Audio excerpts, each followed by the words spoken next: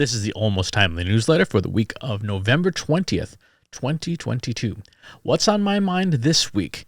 The Data-Driven Marketer. Let's unpack what I think is the biggest misperception about the data-driven marketer, about being a data-driven marketer. You don't have to be good at data to be a data-driven marketer. Yeah, this is 100% true. Why? Because it's not the data that matters. It's what you do with the data that matters. You don't have to be good at artificial intelligence, right, or spatial mathematics to use Google Maps on your phone, right? Of course not. You fire up the app, you get behind the wheel, and you drive the car to the destination using the guidance of the app. It tells you turn left here, you turn left here, right? You are literally data-driven, but you didn't do any of the data part, right? Something else did and gave you the data, and you make decisions with it. So when we're talking about data-driven marketing, why would your marketing be any different? What you have to be good at is using data to make decisions.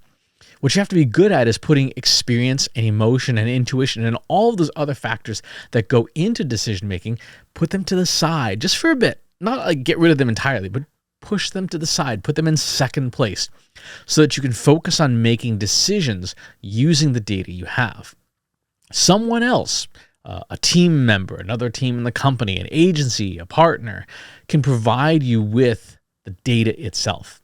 As long as the data is good, as long as it's correct, you can and should use it to make decisions. If you know what the data is telling you, you know what it means.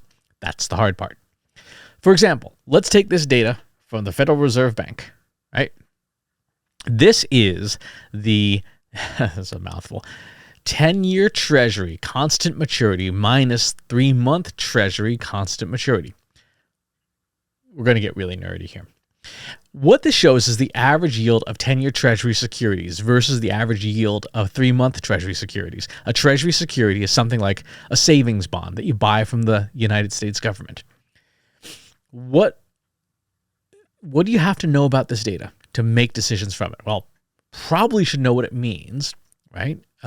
Where it comes from. Is it correct? Is it good quality?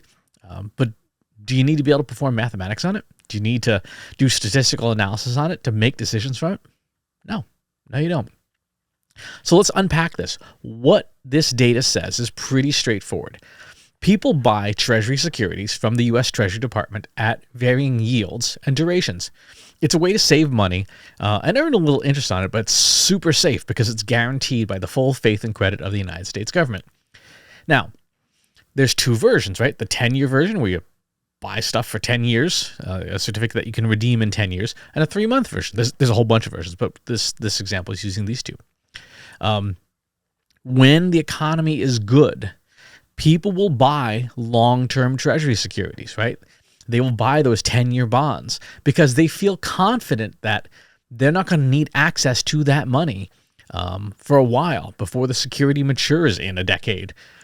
When the economy is bad, people will buy short-term Treasury securities like the 3-month bonds, Treasury bills, because they feel like they might need that money again sooner rather than later. They're not willing to lock it up for a decade. When you buy a Treasury security, the government pays you back when the security matures, right? In effect, when we buy these things, we are lending the U.S. government money at an interest rate, which is what's called the yield. These treasuries are sold in auctions.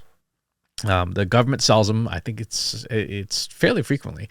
And the way it works is the government sells you a security. It's basically an IOU note. And we lend the government, say, $950, but the security says redeem this security in 10 years for $1,000, right? So we buy it for $950, and we can essentially sell it back to the government for $1,000. That's how these things work. It's like when you buy a savings bond, a 30-year savings bond, you buy a $100 bond for $50, and it says in 30 years you'll have doubled your money. Companies and people bid on securities at a given price, like $950, and there's a whole there's a batch of them. And then when that batch is gone, the government says, okay, the next batch is $960, right? So you can redeem it for the same 1,000, but you're paying more in, right? You're lending the government more money, so you earn less. The yield is that difference between what you bought it for versus what you can sell it back to the government for whenever the time is up. So this spread, this 10-year minus 3-month yield, shows the difference between short-term and long-term auctions. When the economy is good, the long-term rates automatically outpace the short-term rates because people are not going to lock up their money for 10 years at the same interest rate that they'll lock up their money for 3 months. So if the government says, hey, the 3-month Treasury is available for sale at 2%, people are like, well, if I want to give it to you for 10 years, you got to give me a lot more than 2%. I mean, you got to give me like 6%, right? But when the economy is iffy, the demand for the 3-month Treasuries goes way up, right? And so, and the demand for the 10-year ones goes way down. And so the government sells out of certain types of auctions faster. And that's that difference between the two fluctuates. When things are good, when times are good, the difference between short-term and long-term is positive. Long-term vastly has a much higher yield than short-term. When the economy is not good, the short-term actually has a higher yield than the long term because there isn't as much demand for it. The government's not able to sell as much at auction, so it has to lower the amount that you have to put in to buy the thing. So that's what this measure says, right? That's what the data says. The data says, here's how these two auctions are doing. Now, we know the data is good, right? It comes from the U.S. government, and this data is very reliable, very open, so we don't have concerns there. And now we come to the final part of being data-driven, right? Understanding what this data means, right? And this is where most data-driven efforts fall apart. Not because we don't have the data, but because we don't know what to do with it, right? We barely maybe understand it, but we definitely don't know what to do with it. We don't know what decisions to make. The 10-year, 3-month Treasury maturity spread is a leading economic indicator. Over the last 50 years, which you can see on the chart here, over the last 50 years, it is one of the best predictors of a recession among publicly available data. You can see it. So see those gray bars on there? Those are recessions. You can see how when the spread is positive, meaning it's above the zero line, confidence in the economy is high. Things are good. When the spread is below that zero line on the chart, confidence in the economy is low and a recession is on the way. What this data tells us right now at the tail end of 2022 is that a recession is underway right now. The rate is in the negative. It's pretty far below zero, actually. And that means we have to make decisions as marketers, as business people. What kinds of decisions we need to make? Decisions around things like budgets, like how much should we spend on our marketing? Decisions around strategies and tactics, especially if we have reduced staffing to contend with, or no prospects for hiring more folks in the near term due to hiring freezes, or somebody just bought your company and everybody quit, right? Decisions around market research. What should we be asking our customers? How should we be looking at the data to see how our customers are going to be impacted by this recession?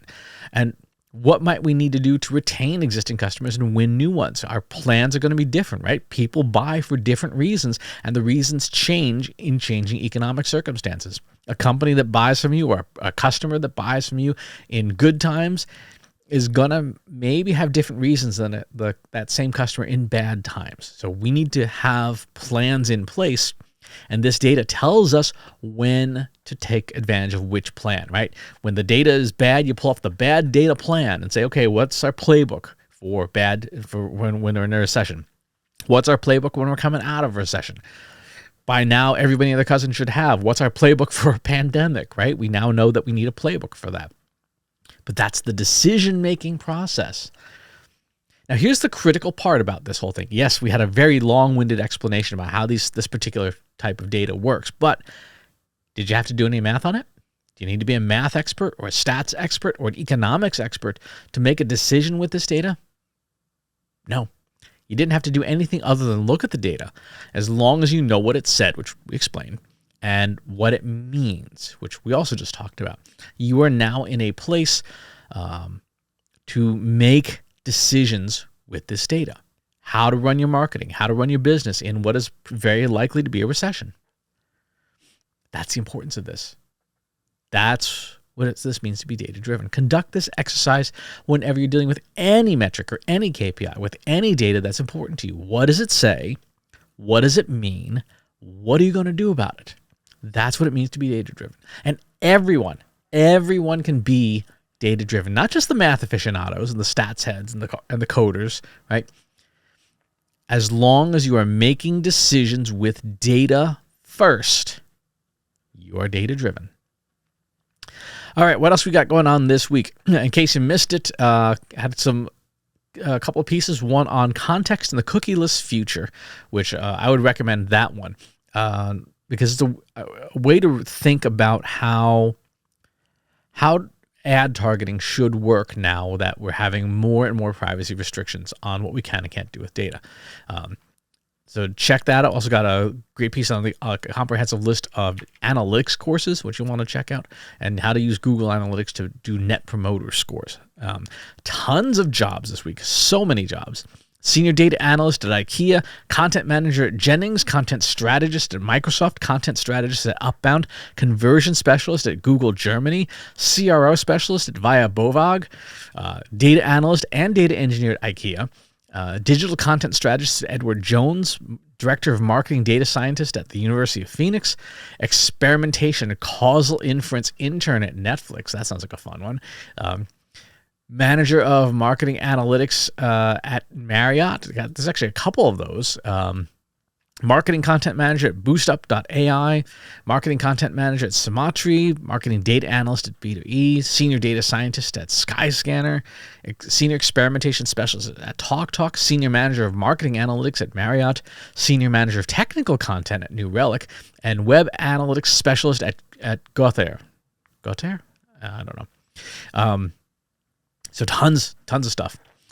In advertisements this week, we're running out of time on the Data-Driven Marketer's Essential Planning Guide for 2023. It's free for a limited time. Grab your copy because after a certain point, it's just not really helpful, right? Once 2023 begins. But if you're doing your planning now, grab your copy. It's free for a limited time, and then it's just going to go away because after a certain point, it's just not helpful anymore. Let's see what else is happening in the news. TikTok offering new resources and ad credits for small businesses. Convince and Convert, our friends over at Convince and Convert, have updated brand safety guidelines for Twitter. Yeah. We've got pieces on B2B marketers using the right technology, image SEO tips and SEO statistics for 2023, Apple being 4 years away from launching its own full-fledged search engine, at YouTube analytics and 15 metrics to pay attention to, and just more Twitter stuff. So, anyway, that's the news for this week. This coming week is the U.S. Thanksgiving holiday, so it's going to be a light week. So we'll see if there's a newsletter next week. There may be, it may not be. We'll see how it goes. But thank you for your attention, for being here, and I will talk to you soon. Stay safe. If you like this video, go ahead and hit that subscribe button.